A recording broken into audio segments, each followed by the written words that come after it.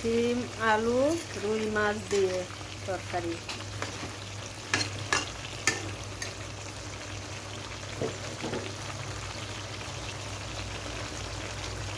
আর এই দুইজন আছে সব সময় আগুনের কাছে এসে বসে থাকবে, হ্যাঁ, আমার রান্না দেখবে, এরা এরা রান্না টেস্ট করবে, তাই না?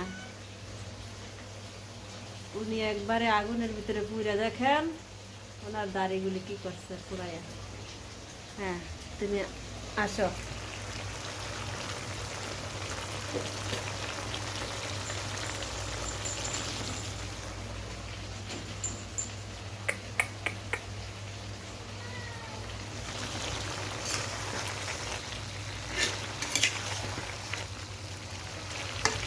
মাছটা একটু কষানির ভিতরে দিয়ে দিলাম যাতে মশলা ঢুকে, একটু ঝাল ঝাল হয় মাছটার ভিতরে।